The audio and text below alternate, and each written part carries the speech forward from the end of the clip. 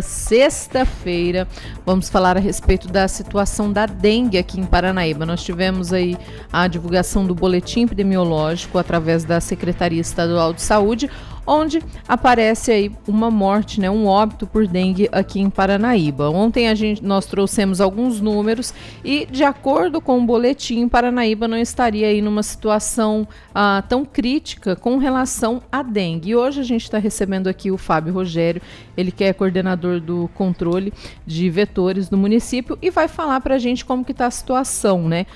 Eu até falava ontem, Fábio, que o mosquito, ele está adaptado no ano todo, né? Antigamente a gente falava de dengue no verão, no período chuvoso, e agora não tem mais essa, né? Tanto que a gente está aí em pleno inverno e a gente está vendo muitos casos. Aqui em Paranaíba eu não digo nem tanto, mas em Mato Grosso do Sul, tá uma epidemia. Sim. Bom dia, Thalita, bom dia, Alex, bom dia a todos os ouvintes da Cultura FM. Realmente, Paranaíba enfrenta um problema sério com o caso da dengue, com a Aedes aegypti, mas não é privilégio só de Paranaíba, igual você acabou de citar. Isso é um problema nacional, né? Esse ano o Brasil inteiro está enfrentando uma epidemia muito grande em relação à dengue, né? Tem outras doenças que nos preocupam também, que é transmitida pelo Aedes aegypti, que é o caso da chikungunya e a Zika vírus, né? Temos aí a introdução da chikungunya no nosso estado de Mato Grosso do Sul devido a fazer fronteira com o Paraguai, e ali naquele país está tendo uma epidemia muito grande de chikungunya, né? As cidades fronteiriças ali já têm apresentado epidemia de chikungunya, né? Vários casos que já estão classificados como epidemia. Nós temos Cacilândia, por exemplo, que tem 7 casos positivos de chikungunya. 7 casos positivos, isso é alarmante, é muito preocupante, né? É questão de tempo para que a gente possa ter mais esse problema aqui na nossa cidade, no nosso município. E qual que seria aí a principal diferença entre a dengue, a zika e a chikungunya? São os sintomas? São sintomas, alguns sintomas são parecidos, outros que divergem. Mas na chikungunya, por exemplo, ela é uma enfermidade que ela pode acometer o indivíduo até a uma... como que eu vou te dizer? Ele pode ficar sem trabalhar para o resto da vida, ele pode... me fugiu a palavra aqui. Mas assim... A dengue, ela é passageira, dengue clássica ela não mata, né? O que nos assusta da dengue é a questão da evolução da doença, né? Das complicações da doença da dengue, que pode acontecer em qualquer fase. Você nunca teve dengue, contraiu a primeira dengue, você pode evoluir para a forma grave, podendo levar a óbito. E a Zika nos preocupa muito devido às gestantes, que a microcefalia está ligado a Zika vírus, já foi comprovado que está ligado a Zika vírus. Então, as gestantes que contraem a Zika, ela pode ter uma formação do seu feto, do seu filho aí, vinha a ter a microcefalia. Então é preocupante, todas as 3 doenças são preocupantes, né? A gente está fazendo, dentro do que nos é oferecido, a gente está tentando fazer o nosso melhor, ou melhor, a gente está fazendo o nosso melhor dentro das condições que nos é oferecida, porque hoje a gente tem um problema a nível ministerial, né? Porque dentro do Plano Nacional de Combate à Dengue, combate ao Aedes aegypti, né? Mas se fala combate ao dengue, a gente tem 10 pontos, né, para serem trabalhados, né? Entre bloqueio químico, divulgação, visita domiciliar, educação em saúde, orientação, né? Tem vários pontos a serem trabalhados. E o último seria o controle químico. Seria, então, se trabalhar com inseticida. Esse é o último ponto, em último caso. Mas a gente vem observando nos últimos anos, aí, na última década, por exemplo, eu posso dizer, que o principal fator é o bloqueio químico. As pessoas deixaram as outras atividades de lado e exige e sugere e pede que seja feito o controle químico. Por quê? Porque o controle químico, dentro de uma possível epidemia ou um surto, ele surte um efeito mais rápido. Porque você atingindo aí o Aedes contaminado que está fazendo essa transmissão da doença, você o elimina imediatamente. né? Mas a gente tem que pensar também no que esse inseticida pode estar causando ao meio ambiente, até mesmo ao Aedes. Você vai matar esse que está voando, mas aquela leva que vem depois, que vai se proliferar depois, ele pode já se criar resistência. Então, o uso indevido do inseticida, ele é um problema também. Então, por isso que ele é em último caso, né? A gente tem feito nossas visitas domiciliares, a gente tem atendido várias denúncias, né, de quintais sujos, casas abandonadas. Então a gente tem uma equipe de educação e saúde que faz essas visitas, faz esse levantamento. Dentro desse levantamento é oferecido a denúncia à Secretaria do Meio Ambiente aqui, no caso a Secretaria Ambiental, né, ao Departamento de Vigilância Ambiental, perdão, e a Secretaria de Obras, para estar fazendo essa limpeza. O pessoal vai lá, averigua essas informações, constatada a veracidade, eles emitem um laudo, né, e notifica o proprietário, dá um prazo para limpar, se não limpar, a Obras vai lá, limpa, e aí eu acredito que é cobrado do morador, de alguma forma assim. A gente tem um problema sério com os terrenos baldios aqui, que não é segredo para ninguém. Dentro das condições, a prefeitura tem feito a sua parte, né? Nós como controle de vetores, temos feito a nossa, aquilo que eu falei no início. Dentro do que nos é oferecido, a gente procura fazer o nosso melhor. Ô, Fábio, e com relação a essa morte que foi registrada, né, de uma idosa de 67 anos, você acredita que ela seria um indicativo, né, de que a dengue aqui no município, a gente realmente está com muitos casos e a gente tem que preocupar sempre, né, mas que a situação está preocupante aqui? Porque ontem, quando o Alex e eu, a gente estava olhando o boletim, Paranaíba, no boletim da Secretaria Estadual de Saúde, se a gente for comparar, não tem um número de casos, né, nem de notificações que seja aí um número alarmante, ou seria por conta mesmo do estado de saúde dessa idosa? Na verdade, assim, a Secretaria de Vigilância Epidemiológica Estadual, ela se precipitou em colocar essa informação no boletim epidemiológico, até porque hoje, por exemplo, desde ontem a gente está, esse caso está em investigação, foi falado com o médico que atendeu ela aqui na UTI, né? Essa informação de que ela estava com dengue veio da cidade que ela foi transferida, para Três Lagoas, fizeram esse exame lá e constatou que ela estava com dengue lá, porém, assim, todos os sinais e sintomas que ela apresentou não são indicativos para dengue. Não quer dizer que ela não tenha a dengue. E no atestado de óbito dela não consta nada como dengue. Ela teve um choque séptico, a sépsia, que é a sepsemia, que é uma infecção generalizada, e uma broncopneumonia. Foi a causa morte dessa senhora. Infelizmente, ela foi a óbito. Isso nos chama atenção, Thalita. Deixa uma pergunta no ar. Eu estou fazendo a minha parte? Como cidadão, como morador, como dono da minha residência, será que eu estou fazendo a minha parte? Ou eu vou deixar só para as autoridades fazerem? E agora, o que nós vamos fazer em relação à vida dessa senhora? Tá, até o momento não foi dengue, tá? Posso deixar claramente para vocês que não foi, inclusive no atestado de óbito. A gente está em investigação, foi discutido ontem com a Secretaria de Saúde, com a chefe da Vigilância Epidemiológica e até mesmo com o médico que atendeu essa paciente aqui. E as informações que a gente tem não é indicação de dengue. Não é que ela não tenha dengue, volto a afirmar. Ela foi constatado que ela teve dengue, né? O que o médico falou? O médico falou assim, quando você está na fase grave da doença, com 5 dias a pessoa já pode ter ido a óbito ou se curar, começar a apresentar melhoras. Ela, infelizmente, ela faleceu 10 dias depois de ter dado esse resultado positivo para dengue. Então, mais um ponto que a gente está especulando, está procurando essas informações para que seja transmitido, seja levado a verdade à população. Que no caso, a dengue, para ela causar o óbito, ela tem que ser a dengue hemorrágica? Ela tem que ser a forma grave da doença, ela tem que evoluir para a forma grave da doença. Né? Que seria a hemorrágica. A hemorrágica. Hoje a nomenclatura mudou, que se mudou muito. Algumas pessoas lá em Brasília acham bonito mudar essas nomenclaturas. Porque para o pessoal que está para o pessoal que está em casa poder entender. Sim, eu entendi. Então, assim, é a famosa dengue hemorrágica. Né? Que nada mais é do que a complicação de uma dengue. Que você pode ter a complicação da dengue em qualquer fase. Você acabou de contrair uma dengue, é a sua primeira vez que contraiu uma dengue. Ela pode evoluir para hemorrágica. Ninguém está a escape disso. E nem está a escape de contrair uma dengue. Infelizmente. Infelizmente não está.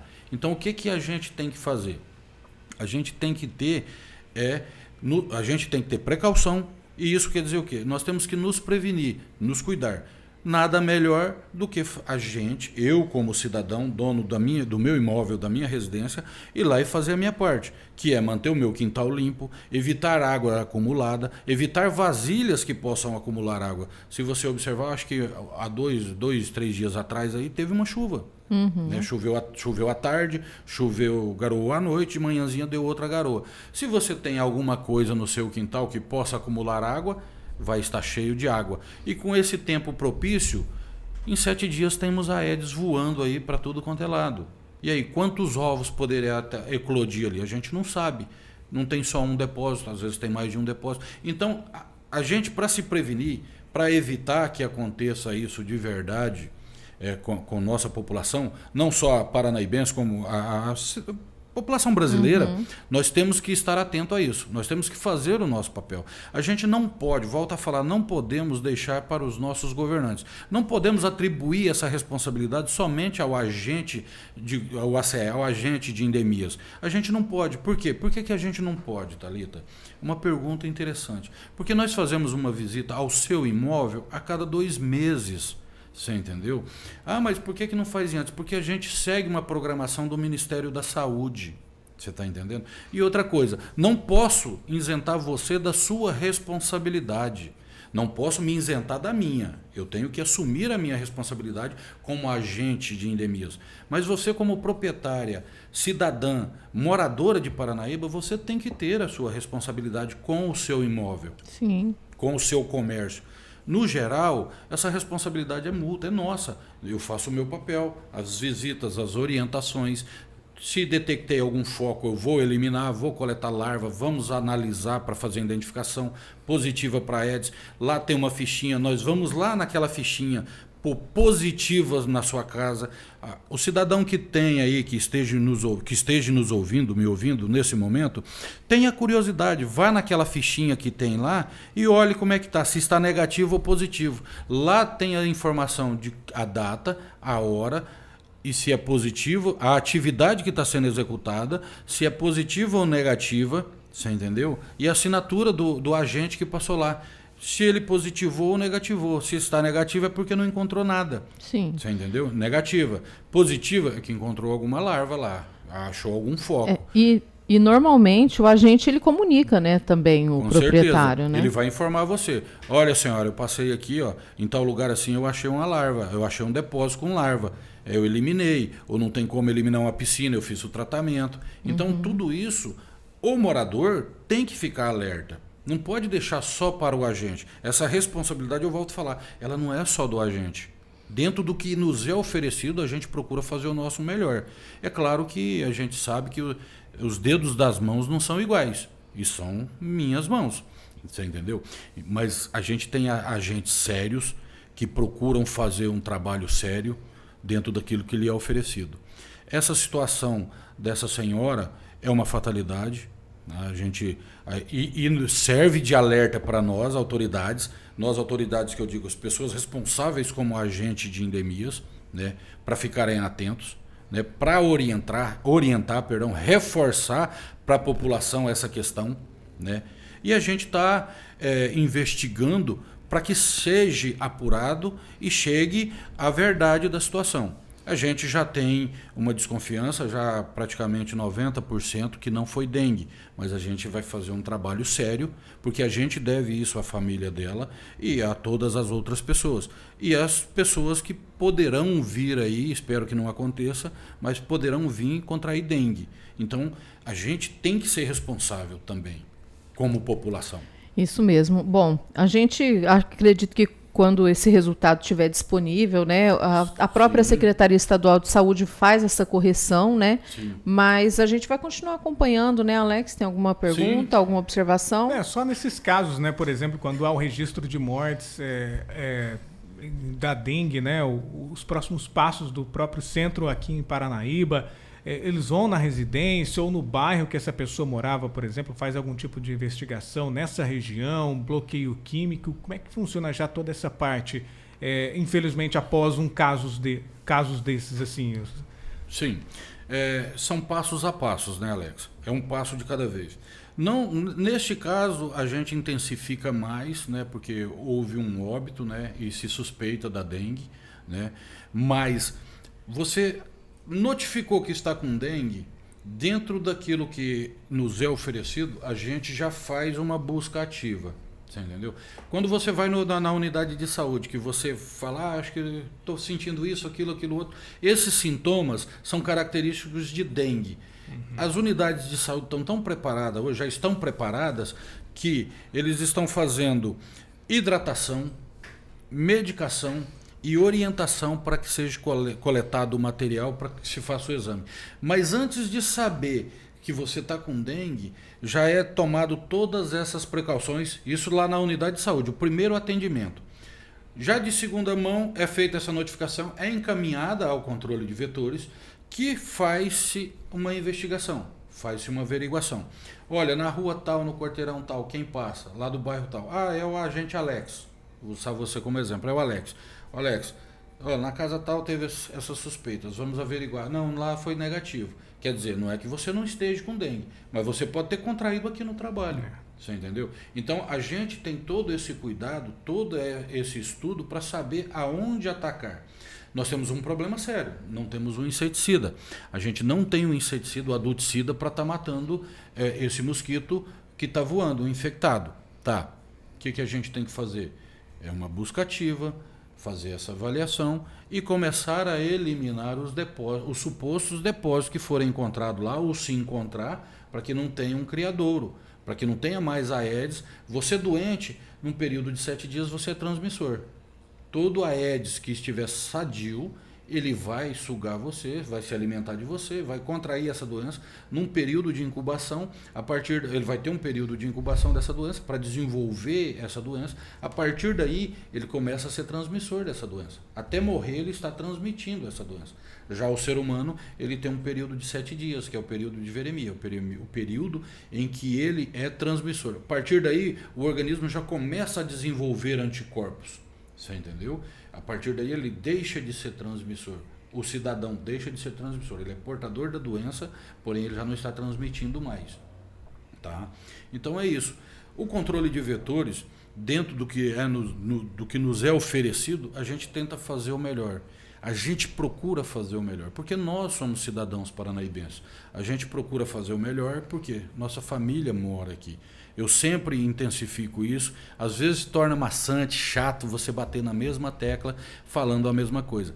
Mas nós temos aí mais de 30 anos lutando contra o Aedes aegypti e ano após ano a gente vem perdendo essa guerra. Se não houver, eu volto a falar e chamo a atenção de toda a população, se não houver um envolvimento, um engajamento da população nessa luta, Paranaíba não vai conseguir, Mato Grosso do Sul não vai, Brasil não vai conseguir vencer um Aedes aegypti. Um simples mosquito pode tirar a vida de um cidadão, de um ser humano. Isso é inadmissível em pleno século XXI, ano de 2023, a gente enfrentar esses problemas.